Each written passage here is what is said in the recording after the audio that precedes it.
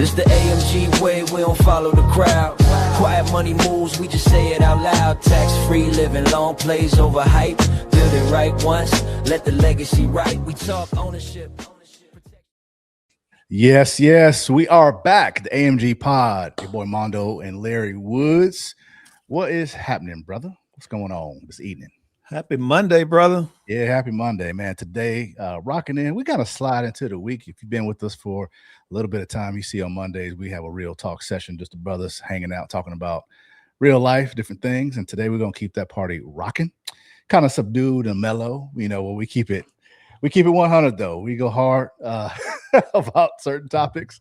And today will be no different. So, all right. So today, it might get a little spicy. We don't know. We'll see. It might, but I think one thing we could talk about, we were discussing earlier with guys, people in general, I guess, but we're men, so we don't know anything else but that.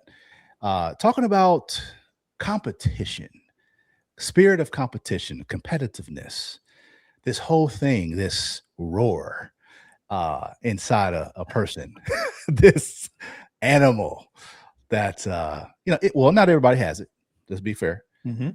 But this whole spirit of competition, competitive nature, all the different versions of being a competitive individual. So this could be pretty good, man. I'm giving you a thumbs up, apparently. There we go. All right. Yeah. All cool. right. Awesome. So all right, so to some people, I mean, like, why are they talking about that? You never know where it can go. I got some ideas. Speaking of that, okay, I said this to you a little while ago, and you were like, okay, cool. Why'd you do that? About competition? Yeah. It can go in a whole lot of directions. A whole lot of directions. For me, I'm competitive on certain levels, right? Okay. Yep. I've got that competitive gene, been an athlete, whatnot. I've got that competitive gene, but not in all areas. Okay. All right. But do you find it healthy for men and women to compete? Ooh, to be competitive? Ooh. Against each other? Yes. And here's why I say this. Okay. All right. Yeah. I know siblings that go after it. Oh, and I mean, they go after it hard. Brother, sister. Yep. Like in life. Yeah. Who got the better education? Who's getting the current knowledge? The current lowdown on the hidden stuff? Who's making the most money today? Yeah. That don't stop for some folks. They're in their 40s, 50 today. Yeah. I'm like, really? Is that healthy? I mean, some people would say, yeah. I mean, of course, that person probably would say it is because it's them, right? Now, I don't know if that's all about competition, though, because I think there's some layering and even some lacing in of envy and jealousy. Oh, that's where it usually ends up. Right. So is it competitive nature because you're just a fan of competition? And so I honestly, I think the purest form of competing is when you're a competitive driven person and you're going after it. But if someone is right with you or right above you or beat you, you can clap for them. Like you're happy for people wherever they are on their journey. And if they do lose to you or you come ahead of them, you're not like, see, told you suck. Like you're not doing all that piss. You know what I'm saying? Like you're like, hey man, look, respect, got some dignity, you know what I'm saying? Some diplomacy about yourself. It's more of that. It's more of a gentleman or a lady if you're a lady in that space. But if it's like siblings going after and in their 40s, 50s, there's something else going on, bro. Yeah. In my opinion, there's something else going on because that ain't healthy, man. Like you seriously competing against your sibling and you grown as all get out. And okay, what if they get another doctorate and you only got one? They make a little bit more money than you, or maybe they got remarried and you didn't, or they got married and you didn't get married at all, or whatever. Can you be happy for that person? I always tell people run your own race, man. Run your own race. Run your own race. Some people can't. Dude, that's miserable. I like to talk to the spouses. Come on, holla. No, about the spouses of these competitive siblings. Oh, dude, To see what they think about it. How you they ain't lying. You ain't lying. It's okay. I wish I would tell my wife my main motivation to do what I'm doing is to beat him, my brother. And she like, what about us here? Yeah, y'all cool. I love y'all. But I gotta beat him. Right. That is so unhealthy. Dude, there's so much envy, jealousy, and just I don't know if it's trauma. I don't know if it was abandonment or whatever you did with. Whatever it was. Whatever it is. Like if your spirit of competition is all about smashing the competition so you can feel better about yourself. That's the part right there. So you can feel better about yourself. Sounds like some insecurities. It's all rooted in insecurities. Yeah. It's all rooted in insecurities. Dude, I can't say I hadn't been that in the past. Now, I have moments of it more than I did, maybe some other people. Mm-hmm. But I was able to check myself real quick, just from the way I was raised in my environment, especially, okay, let's go down the path a little bit. I want to hear yours too. Okay. All right. So for me, I'm a really competitive person, especially up here. Okay. I'm not vocal about it all the time because to me, that's a waste of time. Okay. Somebody else's, someone else hearing my mind on how competitive I am produces zero fruit. So why even waste the time? They're not in my race. Most likely they don't want to be in it. If they are a friend of mine, they're like, oh, okay, cool, man. Awesome. And that's about it. You know what I mean? It's like, yeah. So why even express all that energy? So for me, it's like, I'm really competitive up here. I'm hard on myself in a healthy way.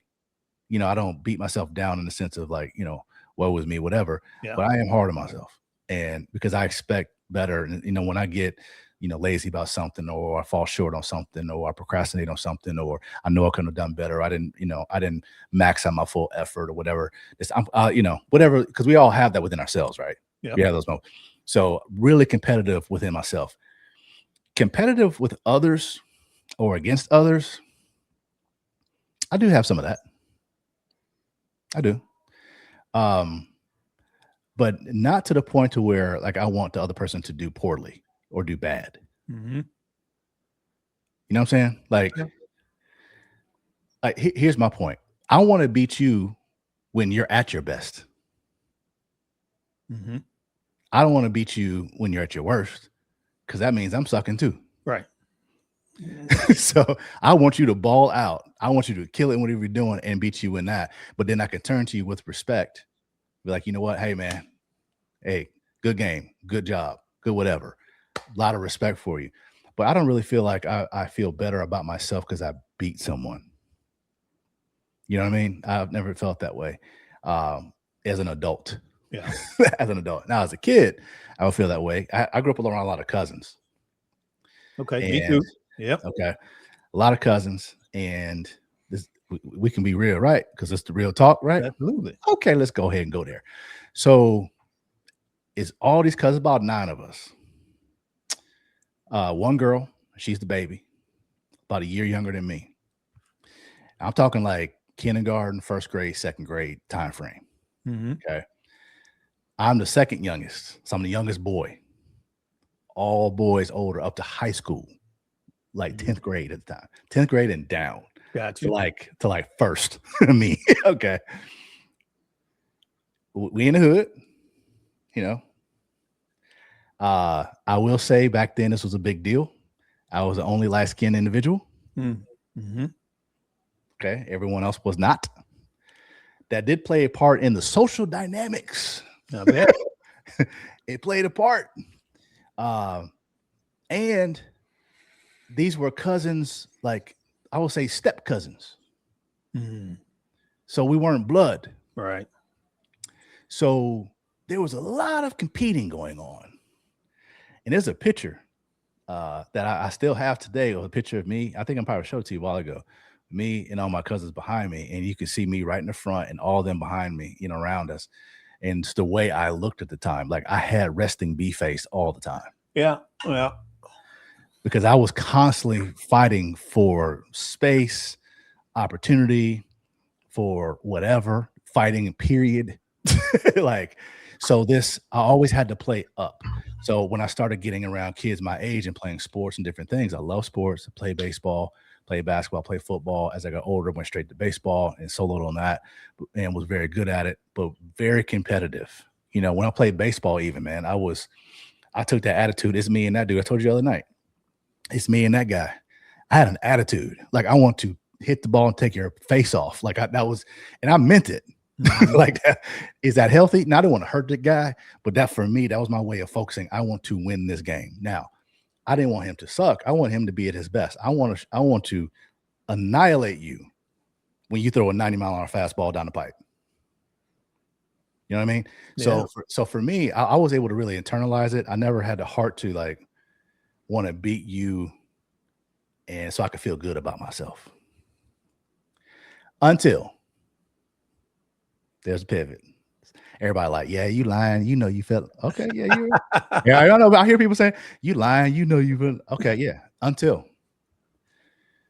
someone or a couple people in my history, I would say either betrayed me or that was one version.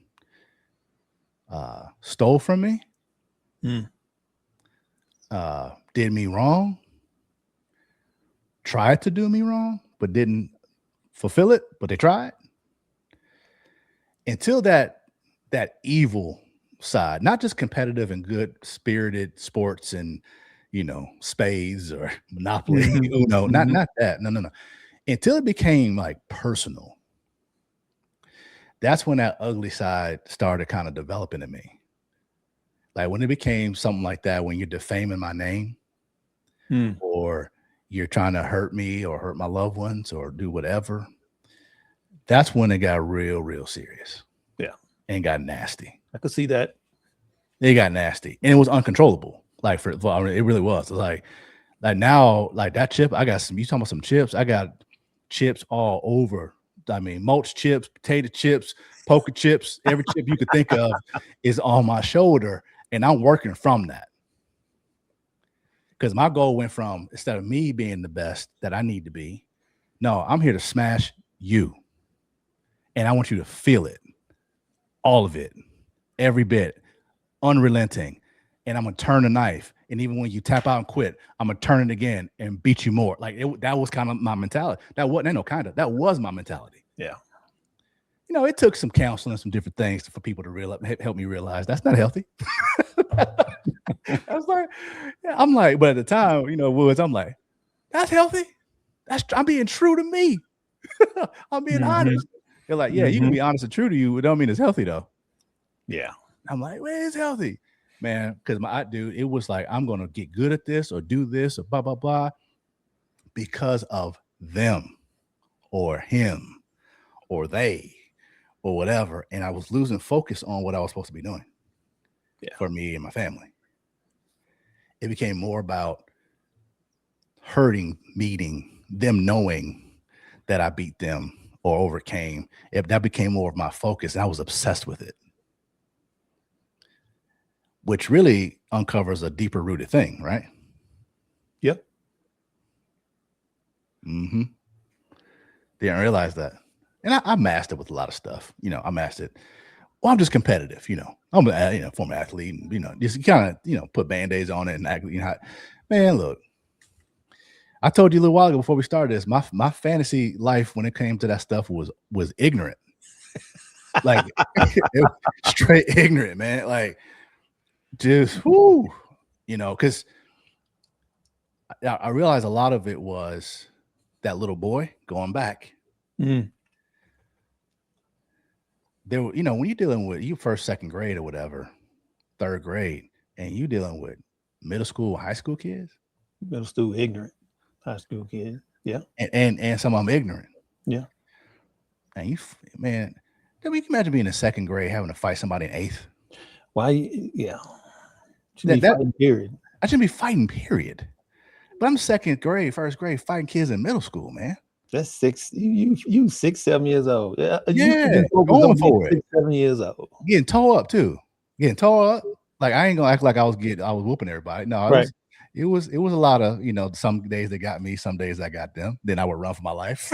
You know what I mean? It was a lot of that. It was like get a good lick in and run, Mm-hmm. But it's crazy how that stuff festers. And so you just become this, athlete and in life and business and you really realize when you get pressed, where's your competitive nature coming from? What's it rooted in? Right? What is it rooted in? So it's crazy, man. I've really had to correct a lot of those things over the past probably 15, 20 years, man. And try to get it more aligned. But, you being an athlete, dude, you coming from your background and all that stuff. I'm curious, man. Like, have a lot of cousins. Probably anybody I went to high school with would tell you that dude didn't play, especially about my teammates, especially sports, hooping. Right. So, yeah, it was a lot of same way upbringing, the way you was brought up, the people you had to be around, the picking on, all of that. Yep. Eventually, it comes to a head. Right. Yep. And for me, it had to be released at something. I either ran track or played basketball. Right. Yep. And eventually it was just basketball. Right. I had an uncle that introduced me to that. And I started off playing against grown folk. So I get to let some of that out against grown men. Right. Which was fantastic because it's like a little fleet of them. Right. As a kid. Yeah. But for me, it was everything. Being able to let that energy out, that anger out, or whatever was going on inside of me because of being, picked on or whatever at an early age. But as I got older, after high school, I started hanging out with the other side of my family. Okay. My father's side. And they hung out with some people that would actually put hands on folks, if not other things. Yeah. So these people kind of became part of an extended family. So I learned very quickly that I had to be careful when I had an issue with anybody. Yeah. Because without me even knowing it, that thing would have been taken care of on a level I would never, ever. You weren't equipped to handle. Yeah, you weren't. Yeah. No. Yeah. So I had to learn very fast how to curve that. And being the only child, I knew how to be with me. Right. I knew how to process things, by myself. Of course, God is walking with me the whole way. I didn't know with it back then. Yeah. Right. But I would internalize that stuff all the time. I can't pour out my issues about somebody around certain people because it would end ugly. Yeah. No, that's a blessing and a curse to have. Yeah. Right. Yeah. Right. Yeah. So I remember that eventually I had a cousin to get me in the weight room. Okay. And everything changed. Okay. Everything changed. Yeah. It was like, it was weird. It was like I felt the energy behind being in that environment and how my body was changing. It came as I was transforming from high school to college. Got it. And it was a massive difference to the point where, no, I'm not getting any negative energy toward me. I don't know if it was a combination of, no, that guy is cool with this dude, or that guy hangs out with this dude that would actually run through your whole family. I don't know if it was any of that. Right, sure. Yeah. But I do know once I got in the weight room and got serious about hooping, I got none of that bad energy. Yeah. None of that bad energy. The competitiveness even changed. to become very, very healthy. I guess that may have come from my mom. We don't talk down about anybody. Yeah. Right. Even when somebody does well, we champion that. Now we can look at that and say, I'm going to do better. Right. Or I'm going to strive to do better. But I'm not going to, rain on their parade because they're doing well. That's just not who I was even brought up to be.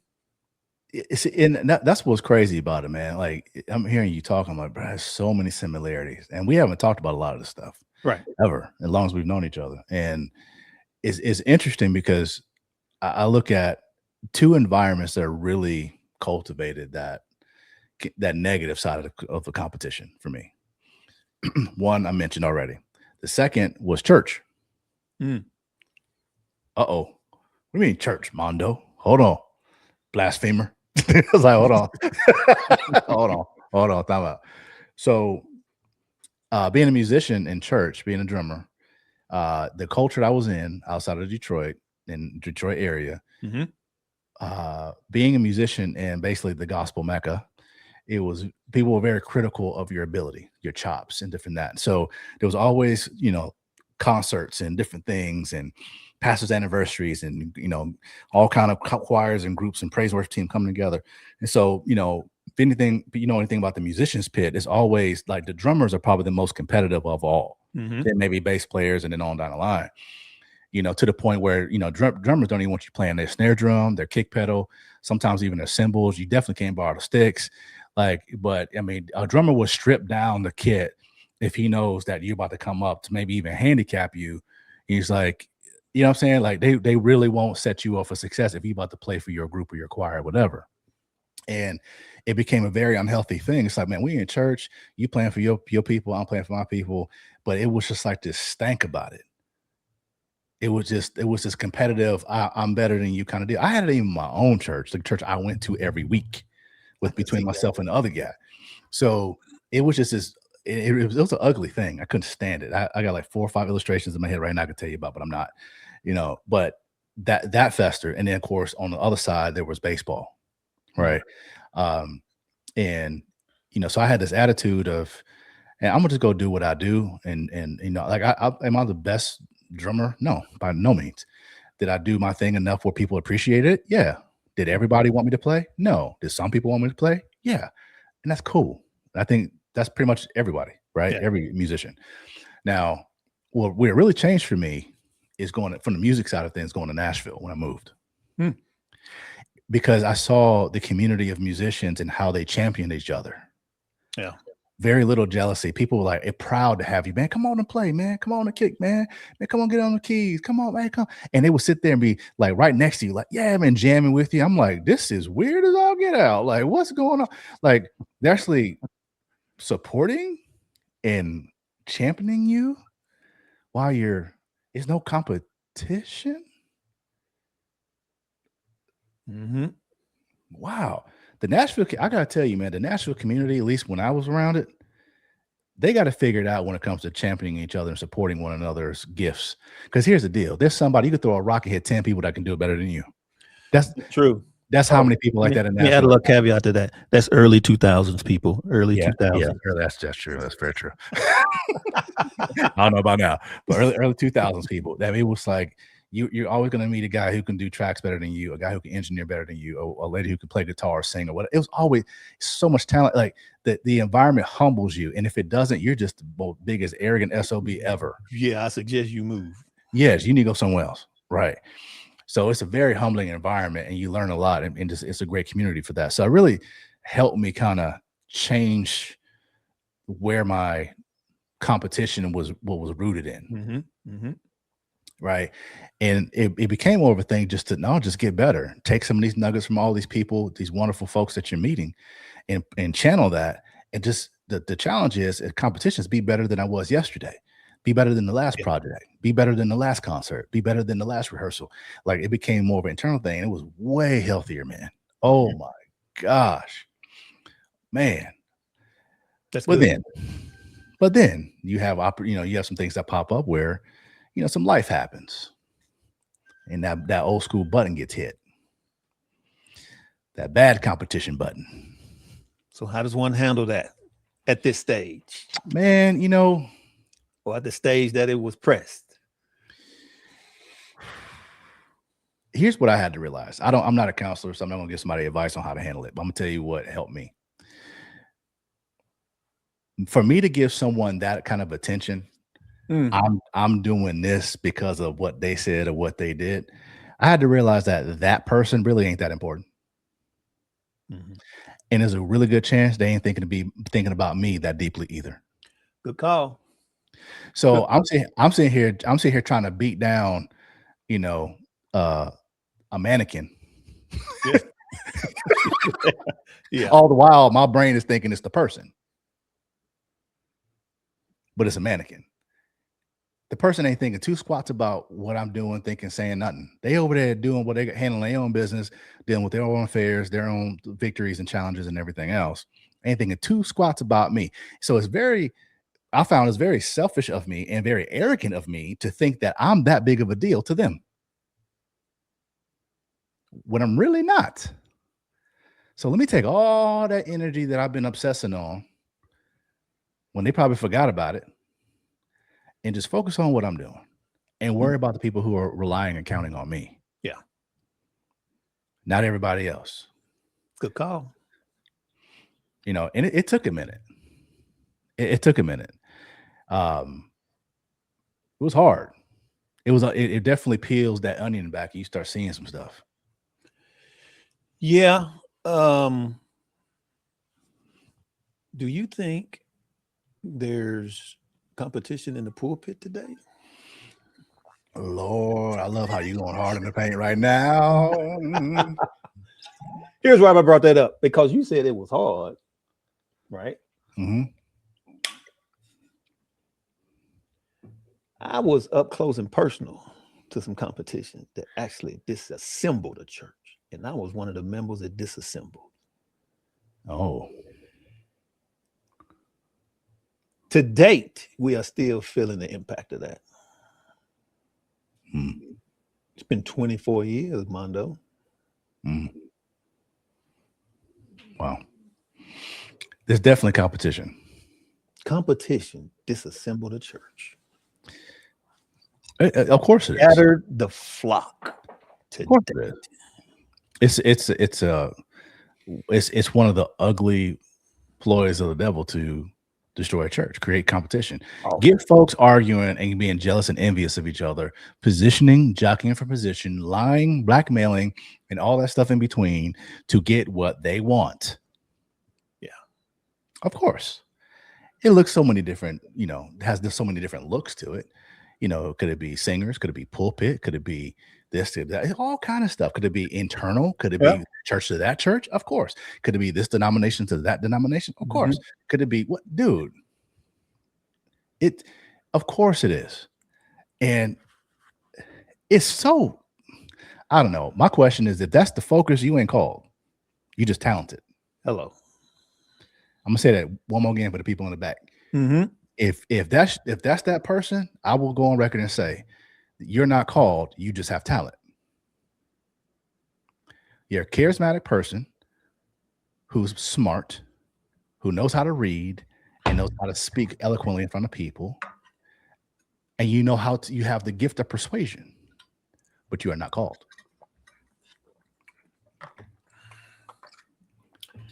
Because last I saw, Moses stuttered. He was called. Look at the effect he had. He didn't have charisma. Just saying. He even lacked with persuasion. That says a lot. I'm just saying, like, the examples, and there's several examples. That's just one elementary example. But of course, oh my God, don't even give me. That's a whole podcast. That's a series of podcasts. That's a series. Just going that man. That's a whole can right there. Of going down, and it's so crazy. Just so we've been talking about this a lot in my house lately.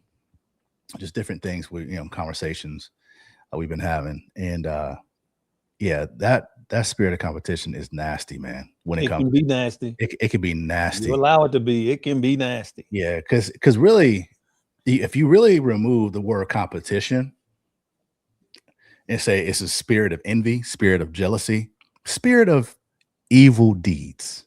Mm-hmm.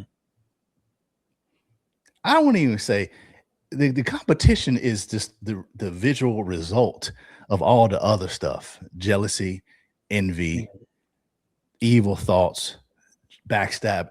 That's way competitive. No, they're evil. Don't quit trying to put a bow on it. Yeah. When it I would don't align with sound good, demonic if you want to it be doesn't real. align with good. Dude.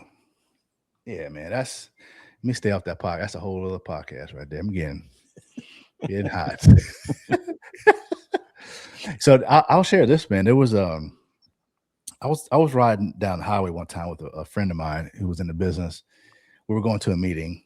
We had a little bit of a drive, and he said, "Man, I admire your work ethic in this business and blah blah blah." He gave me all these compliments, and I was like, "Okay, it's cool. Like, thanks, man, appreciate it." And he was someone that I was training and helping too. So this is a guy that and he was just describing certain things, and he asked me a couple of questions like, "What keeps you going? What's the heartbeat of this? What's ticking? What's really?" He said, "Because man, like you're an animal when it comes to certain things in the business." But he said, "But I notice you like offline, if you will, like you're very chill, almost introverted." I said, "Yeah, I'm not really an overly extroverted person. When I turn it on, I know how to turn it on. When I chill, I turn it off. I have a switch." You know what I mean? And he said, "What keeps you going?" And this conversation really uncovered. How you ever go through something like a conversation with somebody and you hear yourself talking, the next thing you know, you start uncovering stuff about yourself as you're talking in real time. In real time, that happened. So he asked me, "What keeps you, going? What drives you?" And I gave him a lot of like high level fluff. I wasn't straight up with him, and I wasn't lying, but I was just, hey man, just motivated, just to be successful, be good, and all that high level stuff. I mean, it's true, but it ain't like that's not what's got me, grinding the way I was grinding, right? Yeah. So, and well, he said, "But yeah, but like, man, it's like you just have this thing." I said, "Well, gonna be honest with you." He said, "Yeah." And I might be get in trouble for saying this, but it's okay. I said it's actually a part of it, not all of it, but a part of it has to do with my biological father.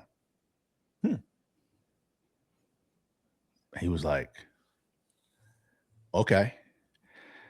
I said, "Well, I said credit to him, meaning that he was he passed away when I was in 10th grade. So we had minimal relationship. It was spotty, very, very spotty. So there's some good moments, some weird moments, and a whole lot of non-moments that didn't happen. So this is kind of a blend of all that. And so I said, the stories I would hear, he was very, very talented, hardworking. And he was, "Oh, okay. So you kind of like your dad motivates you to do that." I said, "Not those parts. Not those parts." He was like, "Well, you said he was hardworking, and he was." Yeah, he was. I ain't taking that from him. I said, "I'm talking about the other stuff." Like he was like, "What do you mean?" I said, "Well, not to say that he said this, but it's the feeling, like it's the feeling you have as a kid. Like you don't remember what people say, that you remember how they made you feel." Yep. And now I know he didn't say this, and he'd never insinuated this, but because of my dynamic in full, which is my truth, and no one can deny me, even my brothers or anyone else. I love all my family to death, and if you hear this, I'm not apologizing because it's my truth. Holler at me later. My truth is that because of that in and out, this, that, and the other, that I wasn't important enough. That I'm gonna keep the language clean. that I ain't crap. That's real. Like, that's how it made me feel. Like, you ain't that. Mm-hmm. I carried that for a long time. So a lot of, and there's some other things that make me feel those ugly kinds of things. You're not worth it. You ain't crap. You're not enough. You know, you ain't gonna be nothing. Okay. Those are the feelings. He never said that. He never said that. But those are the feelings because of the history. Yeah. That a kid walks away with. Now, I said it like that for the fam, so they can understand who, because if somebody see this, I already know. All right. Now, with that, I took that into adulthood. And when I found things that I was decent at, I want to get better. Mm-hmm. Because I am enough. I am good, regardless of what you say. Screw you, man. I am enough. I am worth it. I don't care what you said or didn't say and didn't do. I am this. I am. So, dude, I became a Tasmanian, wild, possessed maniac hard worker. Like, because I kept that in the forefront of my mind. The one person that I was supposed to feel safe with, the one person that was my father, helped bring me into this world, is telling me you ain't ish. And guess what, Negro? I'm going to show you that I am. That was my motivation. Okay. It was. Now, somebody might say, sounds like it still is. Sounds like a little bit, just a. No. So I've been delivered from that. Okay. It took a lot of help, a lot of counseling, a lot of the Lord for real, to release him of that. Release me of that. Mm-hmm. It took a lot, man. It took a hot minute. It happened in Puerto Rico. I was on the beach by myself for like 6 o'clock in the morning. And it's funny because I was praying for a lot of other stuff. And he's like, yeah, you ain't going to get into this until you handle that. And I'm like, yeah, I get to it. It's like, he's like, this is not going to happen until we deal with this. I can see that. You can't handle this until you deal with this. So I had to release that unforgiveness. Mm-hmm. Because it was killing me more than was killing him. It can't kill him. He already did. Right.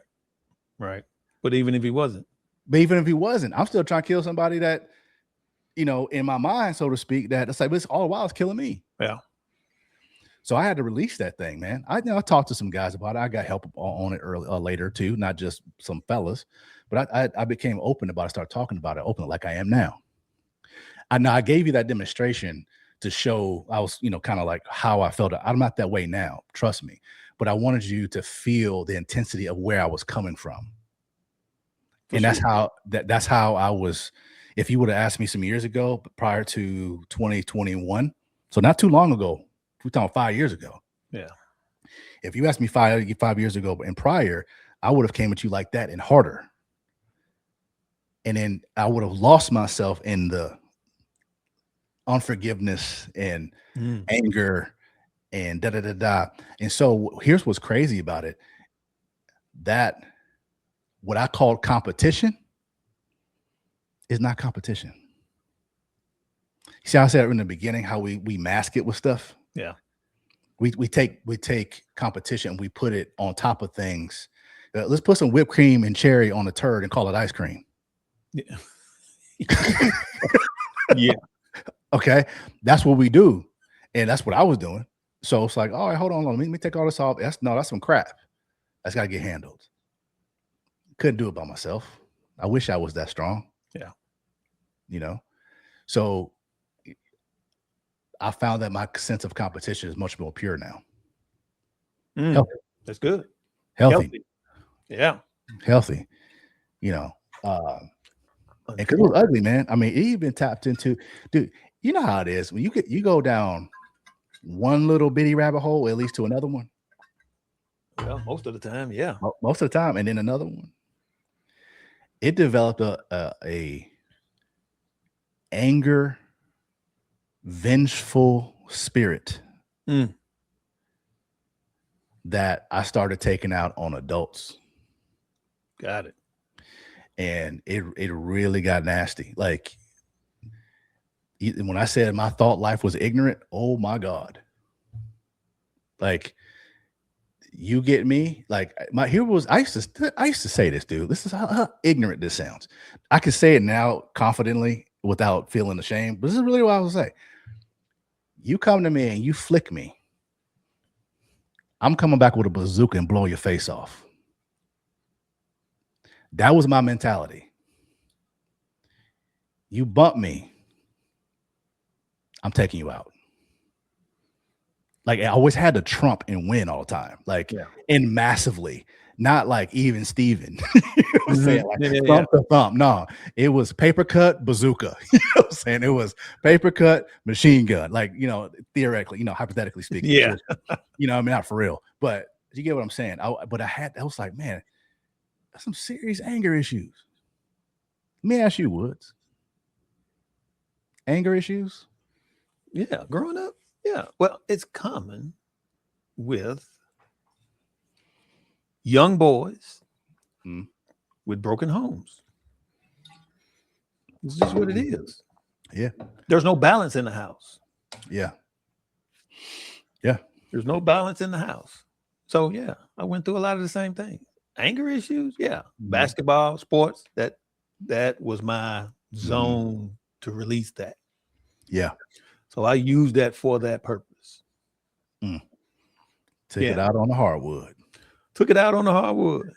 Yeah. Right. And then took it out in the weight room. In the weight room. Yeah. So I channeled that thing pretty early.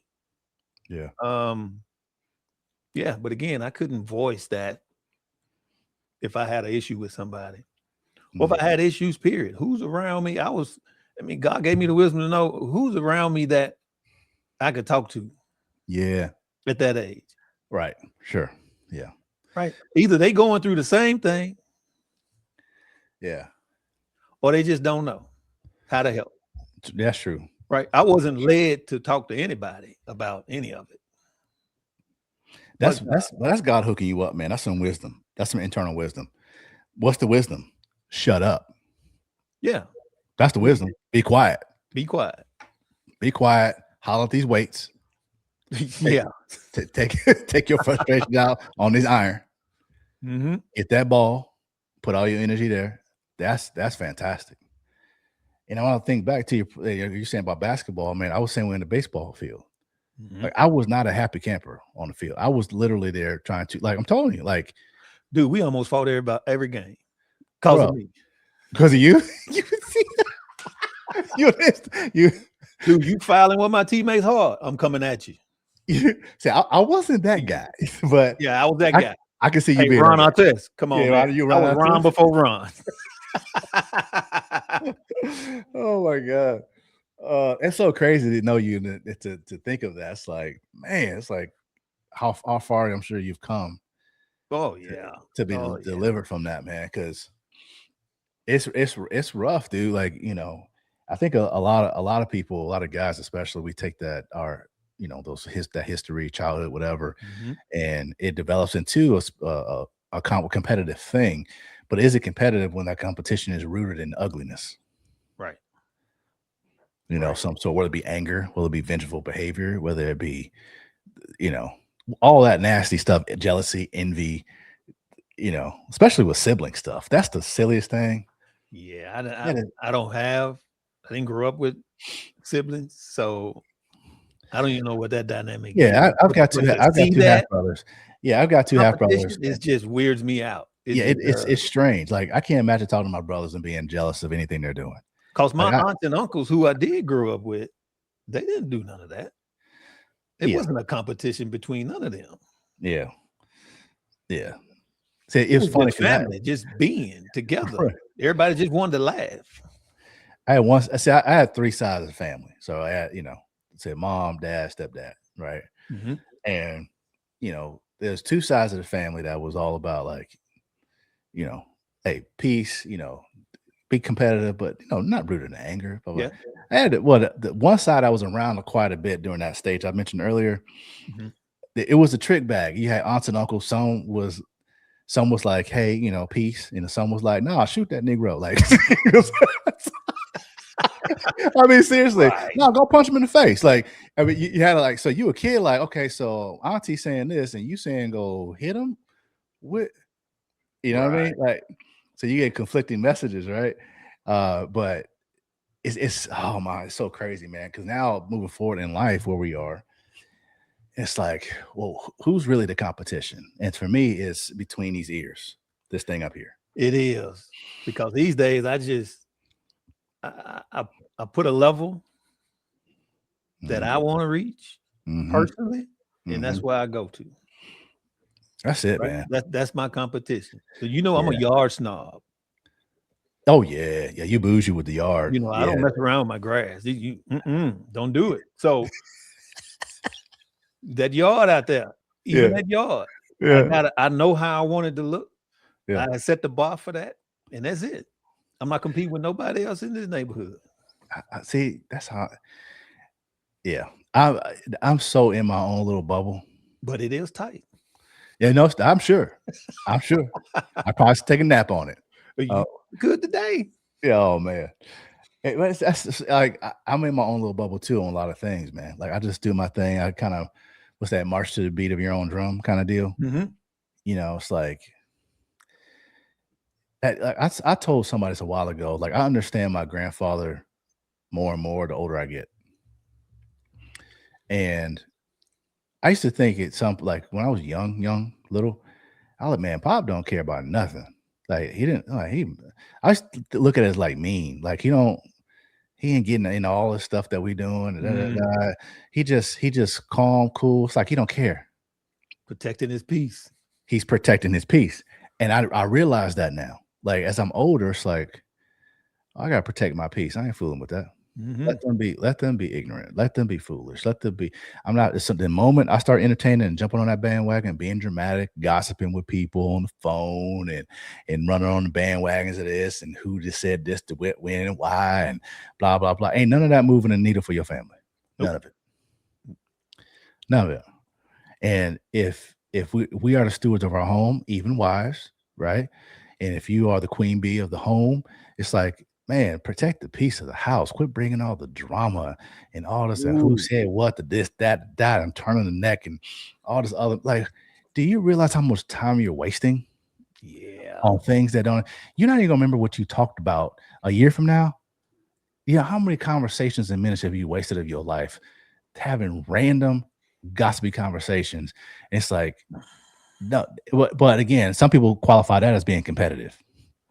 And by the way, that's not being a good friend when you do that. No. You are emotionally unavailable to be a good friend when you do that. Absolutely. Man, I've seen people in my life that have tried to drag me into those kind of circles, and I'm like, okay, we're done. I cut it clean. Like my grandfather, like I'm protecting my peace. I ain't got no. Because here's how I see it, man. When I'm older and all my kids with me and I'm OG, I'm sitting on the bed or the couch or whatever, all them fools I've been gossiping with over the years, all of a sudden don't matter anymore. No, they ain't even around. So why am I spending my time with them? Or, whatever. It's like, so for me, it's like my competitive nature is all about protecting my peace, protecting my focus, getting better at the things that I need to get better at, getting rid of the things I need to get rid of, to become more disciplined daily with the different things, I've become very competitive, even with just being more health conscious. And that's one area I've sucked in over the years. I can openly say that. And you can look at me and tell that. So I ain't no secret. not that I've been ridiculous, and but I know how to tighten up. I know when I get loose, it gets ignorant. So it's like, all right, but there's regiments, there's getting up early, there's different things. So why you get up at 4, 5 o'clock in the morning every morning? Because I have to do that in order for me to stay on the rhythm. Because once the rails come off, the rails are off, and it takes me a long time to get back on the rails. That's most people. So I have to stick to those little things to make sure that I'm, doing what I got to do. And so it's just, it's for me, I can focus on that better because it's an inner thing. I'm being competitive with myself. You've been really good at that. I can tell. I mean, I just try to keep it simple. Yeah, man. And again, I'm protect my peace with extreme prejudice. And I mean that. Bring it over here. Ever. No, are you serious? It cracks me up when you go bring it over here. I know, man. I know. The first thing I'm gonna let you know is you do know God loves them. So work through that filter and leave me alone. Because no matter what you say about somebody else, God loves them too. Yep. Right where they are. Yeah. So I don't want to hear it. Tell him. Yeah. Yeah, I protect the peace over here. My wife's pretty good about doing the same too. Yeah, we've definitely have been pretty good about it. We outside of work, we don't fool with a lot of people. And not because we don't like people or love people. It don't mean that. I mean, just because we like or love you, don't mean you got to be in our house though. True, so true. I can love you in the parking lot, or in the driveway, or somewhere else. But we're really protective about here. We're really protective about. I know, kind of getting off of competition, but that's fine. We real talk. We drifting. Who cares? Yeah. Protective about the families and the kids that come in our house. For sure. Very protective about that. Because I know one thing, when God asked me how did I steward my family, he ain't gonna be thinking about somebody else's opinion. Correct. Of what I did, or what I stood for, or decisions that we make. No, I ain't worried about that. So, for us, Selena's really good about it as well. Like there's certain things we just don't, a lot of things we don't play, man. So for us, it's kind of it's a little bit of a competition thing in the sense of just doing it God's way versus the world's way. There you go. So that is a competition. Yeah. And that is a fight and a game and a reality that we are serious about, because there's a lot of influences and different things, whether it be schools, whether it be other this, whatever. And like, if if a family comes over and your kids are doing something or say something to my kids or whatever it is, not, you ain't coming over no more, and I ain't friends with you either. Like, I love you, God loves you, but y'all can be loved over there in your neighborhood at your house. Ain't no more of that over here. Right. And so it's just, and I've talked about this on even on social media, there was a family that was like, yeah, I do sleepovers. I said, nah, we done being friends. Because the fact that you think I'm okay with that, you obviously don't know me. Yeah. And we ain't doing that. And here's why. Boy, aren't you being a little old school? Yep, sure am. Nothing wrong with being old school. They didn't have them problems in the old school days. Sure didn't. So yeah, you can call me whatever. About that. Oh yeah, it's like I don't, it's like I'm honored to be your friend if we can have like minds and blah blah blah blah blah. But if it don't work out, that's cool. I ain't crying about it. I really don't need no more friends. You know what I mean? But that's how protective, kind of like you and Mary are. It's like, yeah, we hold the line, bro. And just, so protecting the peace in our house, our spirit, our mind, all that. Like, even from some family too, bro. What? Come on now. That's all. Like, they ain't off limits. Here's what's funny, man. I get this a lot. I don't know if you and Mary get it. From the fam? Well, here I'm gonna tell you what I get. All right. So yeah, from fam. Well, when you coming back, I get that. Coming back to Michigan. I've been gone 30 years. Oh, okay. Okay. There's that. Other ones. Hey, when I go to Michigan, you know, hey, come see us and this, that, and the other, cuz blah, blah, blah, blah, blah, blah. I'm like, y'all have known what part of the country or the world I've been in for, I don't know, 30 years. Now, one of y'all have ever expressed any interest in coming to see me. Now that I'm in the state that you live in, you want me to continue to drive or go somewhere to visit you? No, thank you. Yeah, I don't get a lot of that. Yeah, it's crazy, man. Like, I just show up where I want to be. How about that? Yeah, it's like, you know, and I know I have some people that really mean when they come in to visit, they are serious and they do, and that's fine. But it's just really interesting, man. You know, it's like there's a reason I left. Environmental things, mindset things. And it may not be necessarily like, it's not necessarily like, you know, my parents or nothing like that. That wasn't the reason by no means. And it wasn't, you know, maybe certain individuals, but there is a mindset though, that there's a massive mindset that they always say you're a product of your environment. Right. Well, I wanted to be the product of a different environment. Right. And when you're coming up, and I was pretty exposed by traveling and seeing different things at an early age, and even high school and all that in college. And I was able to A/B where I grew up and what I would see out, and I would A/B it. And I was like, so my competitive nature would kick in. It's like, yeah, I gotta roll. So my focus became getting up out, because seeing the things I saw in my head, doing the things that I saw that I was going to do, going to places I saw I was going to go. I'm not going to achieve those things by staying in this environment. I'm not. And I'm not saying people are bad there. It's just that environment. Different mindset. It's not my cup of tea. Yeah. It's not. You know, I don't know. You know. Yeah, it's a weight. It is a weight. It's a heavy weight. And I would rather move to a city and just lean into it, dude. Which is why they still there. I would rather move to an area by myself and figure it out from scratch in an environment where I see dreamers and visionaries and people getting after it in a very how should I say?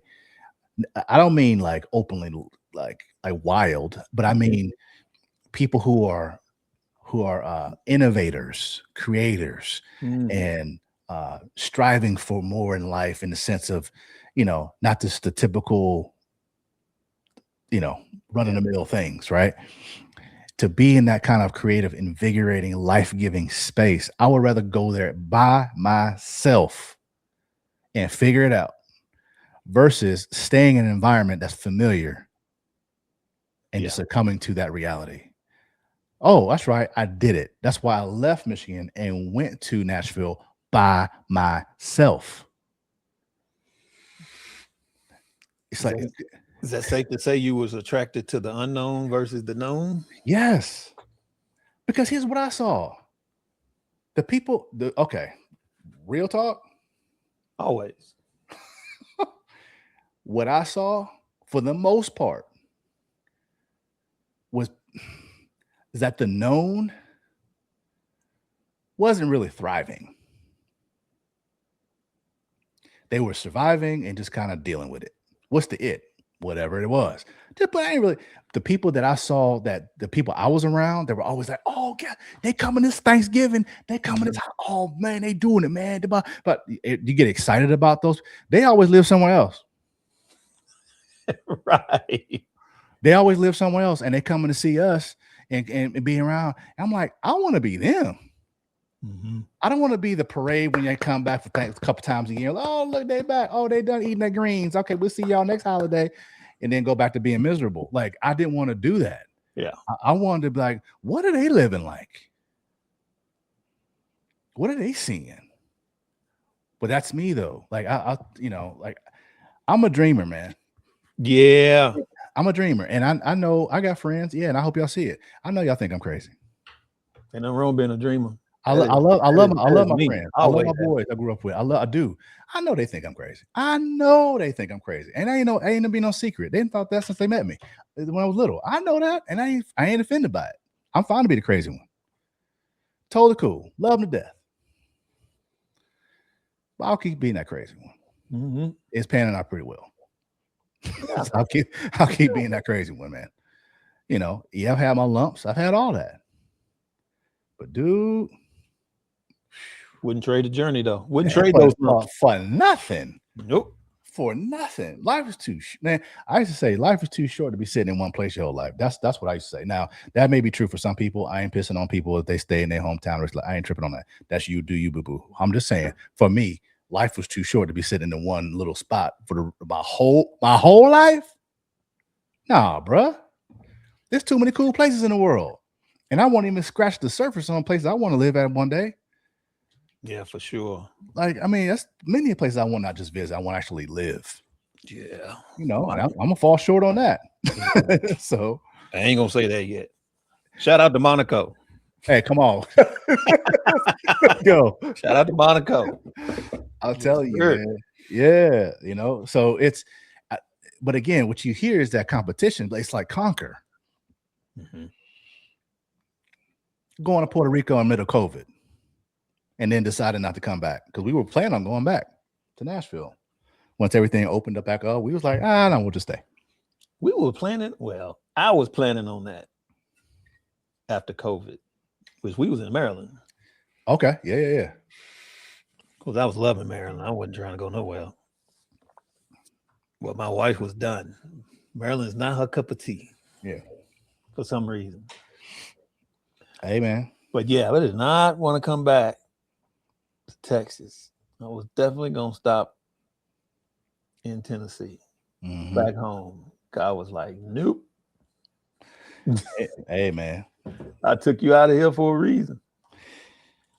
Well, and he trust me. He took me out of that. That was a force out. Yeah, but I think that's cool though, man. Because you know, you've made it a life anywhere you go. Like, you know, you and Mary, it's just like me and Selena, sense of like home is wherever we are. Mm-hmm. Right. And that's how we say it. My wife was like, I don't care where we live. As long as I got my family, I'm straight. We can live in Buck Crack, Alaska. She don't care. Like, she really don't care. Like, when I say literally does not care, she don't care. I'd be like, hey, you know what? If this is going on and such and blah, blah, blah. Dude, even the move to Puerto Rico in the middle of COVID. Oh, she's going back home then, right? Well, not really. She lived in Texas. She grew up in Texas. Oh, okay. So, I mean, it was home to her dad's there. So, but as far as where she grew up, most of her childhood, she grew up some part in Puerto Rico, but most of her childhood was in Texas. Gotcha. She's a Texan more than anything. Okay. So, you know, middle of COVID, moved to an island, a few thousand miles away in the middle of the water. You know what I mean? Well, if you're going to move somewhere, why not? You're crazy. Yeah, I'm crazy. Let's have some fun. Let's go. Mm-hmm. Whatever, man. Like, I don't know. People too uptight and scared to do stuff. You know, so, but healthy competition can take you places. And bruh, it can actually, it can make your dreams come true.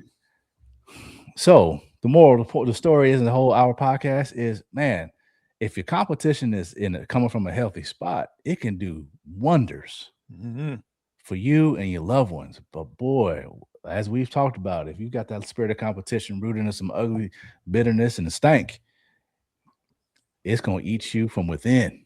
Yeah. And produce some nasty, poisonous fruit. And you're going to stifle your progress. Big time. Sure. Big time, man. Big time. Dude, I hope a lot of people see this. Yeah, if you got unforgiveness in your life, yeah, man, I'm telling you, people, like sincerely forgiving people. Because a lot of that stuff, I'm sure you and I haven't said publicly, right? And I know that God put on our heart to speak these things to help someone else. Again, these aren't things we're bragging about. These are just truths and realities that we've experienced. Right. So it's like, hey, but so if you think like, okay, I'm listening to these guys, well, I'm not by myself, oh, I'm not crazy. No, you ain't crazy. But here's two guys that are figuring things out or have figured out certain aspects, saying, hey, you can get over the hump. But it's gonna take putting in some work. It's gonna take realizing where that mess is really coming from. Identifying, is that spirit of competition coming from a healthy place, or does it come from some stank? I need to do it in, like Wood said earlier, community. I know what's wrong now. Oh, I got it. No, you don't. Yeah. No, you don't. We got it. Whoever that we is in your crew. And and not don't get the foods that like are fueling the negative fire. You need some people who's gonna put that thing out. Right.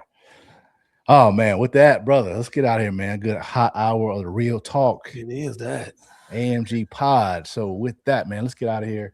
Everybody get back to it. Start pontificating on how they need to get that that spirit of competition in check, man. So all right, Woods, like always, man, I appreciate rapping with you, brother. Appreciate your transparency, man. Yes, sir. Appreciate you. All right, we'll see y'all later. This the AMG way, we don't follow the crowd. Quiet money moves, we just say it out loud. Tax-free living, long plays over hype. Build it right once, let the legacy right. We talk ownership.